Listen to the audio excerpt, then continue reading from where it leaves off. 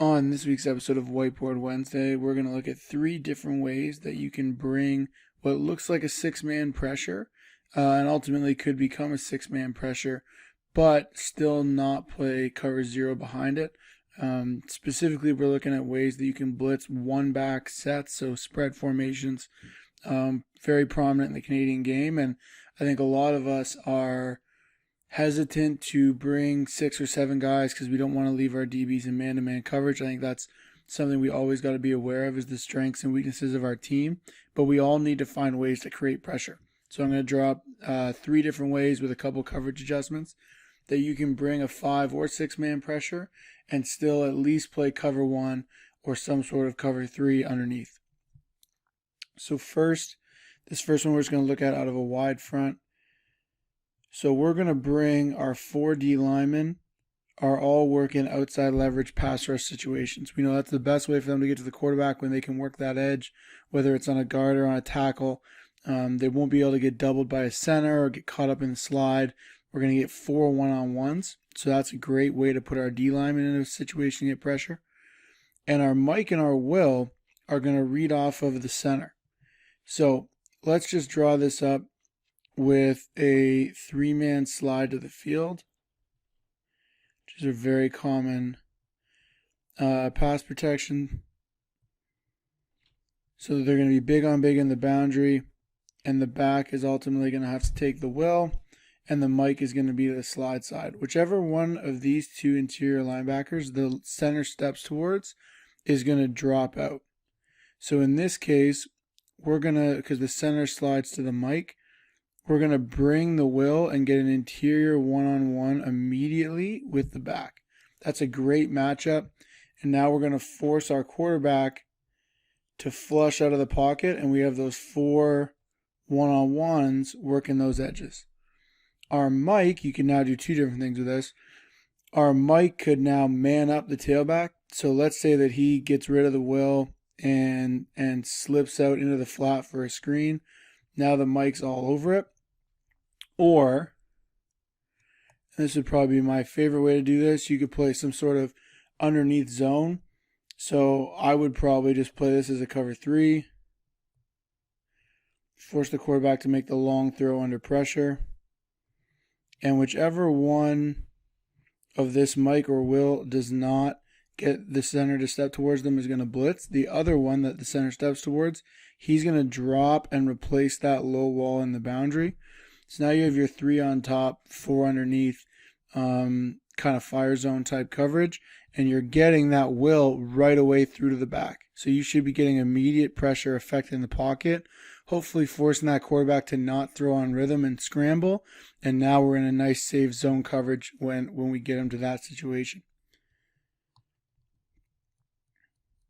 If we were to have, just draw it up the other way,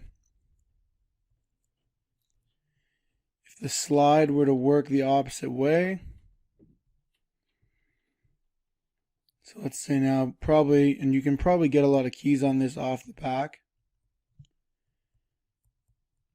So if the running back is to your side, it's likely that the center is going the other way. But in this case, if we get a slide into the boundary now, and our back has to step up and be involved in the protection to the field, now our Will is going to be the guy that reads it and drops out. Bring our Mike, and again, we got those 4 outside leverage rushes. So if we force that quarterback out, which we're hoping to with that one-on-one with the running back, we're hopefully forcing them to one of those D linemen. And then in this case, the Will would be your guy dropping out, joining that 4 under 3 deep zone look. That's probably the simplest way to do it in terms of reading an interior lineman and trying to get the guy to the slide side out. There's another version that I like. It puts a little more stress on the coverage. And I'll show you something you can do to help out with that after. Again, just looking at it out of one-back sets. You could play a tight front, or some people call this a snake eyes front, double one-tex. And again, walk up your Mike and your Will, show that pressure look.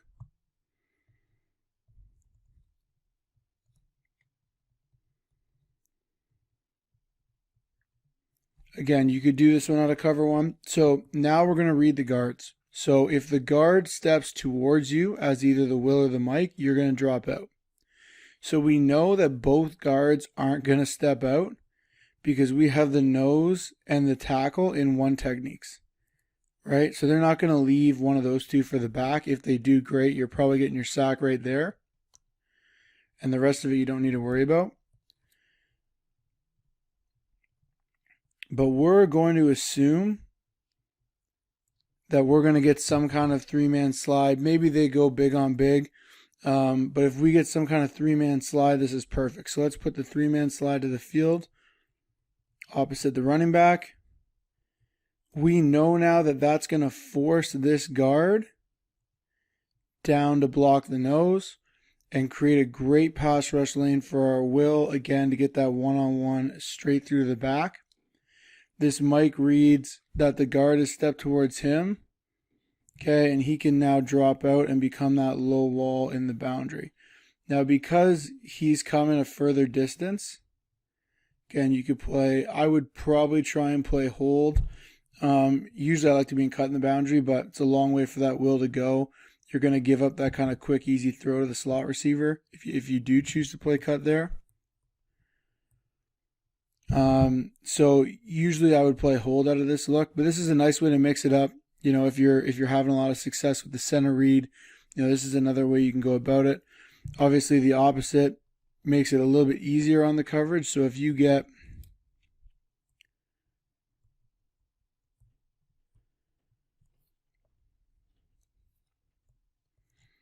the back to the field and the slide going into the boundary, that Will now doesn't have as far to go to get to his typical zone drop.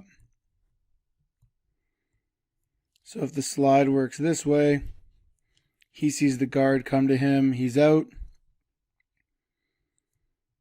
And now we force the back one-on-one with the Mike. Again, same coverage situation. Now you could get a full slide, right? You could get a full slide. So in that case, the back would have to be on the back side of that. If you do get a full slide, to me, if you're getting full slide, you want to look at a whole different subset of pressures. But if you are getting that full slide, you can keep it the same. The guard stepped away from the Will, so he's going to go. He's got inside leverage on that tackle. It's a tough block for the tackle. And now we're going to drop the Mike out because this guard, if we get a full slide, is stepping towards him. He's going to drop out into coverage. Now, in terms of being a little more multiple with your coverages, if this is something you're going to do and really live in these, you know, showing pressure, bringing pressure, and having these options to read pressure, you want to be able to mix up what you do on the back end so the quarterback can't get comfortable with where the hot is. So let's say especially if we're doing our guard read,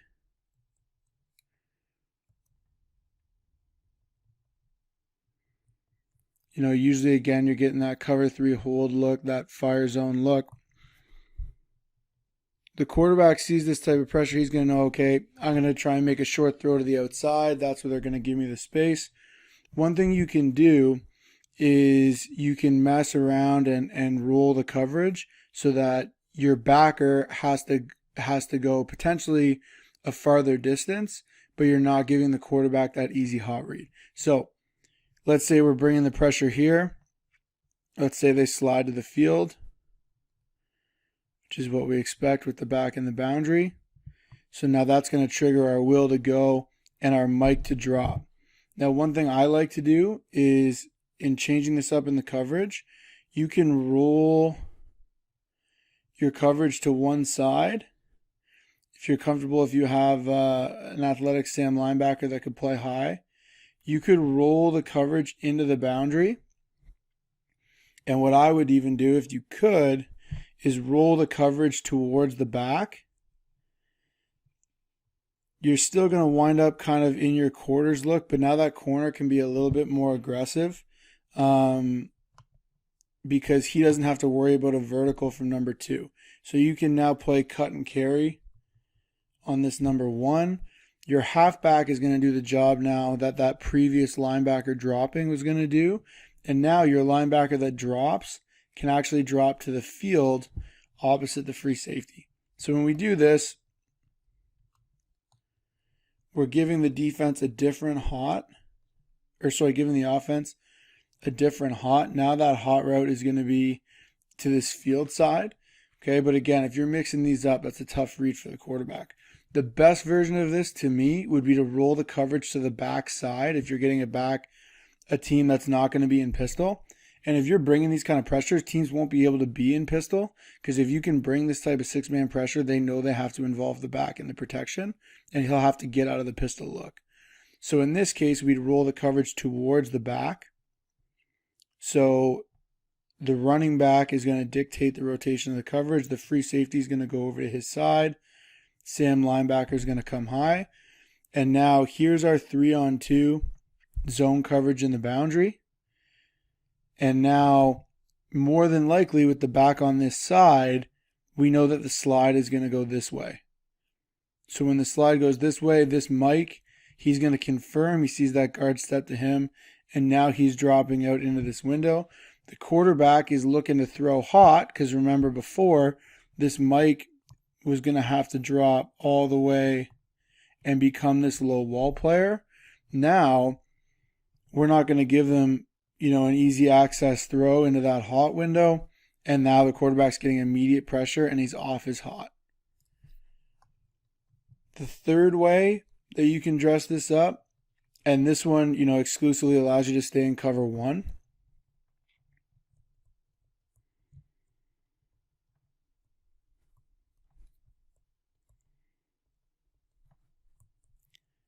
Is to play what we call peel rules on the back. So in all of these, we've been in zone coverage. You could play cover one with them as well, and the opposite linebacker has the back. Here we're going to be strictly playing cover one. We're going to align our D-line inside, almost lined up in a pinch type look. Okay, and we're going to play that man free.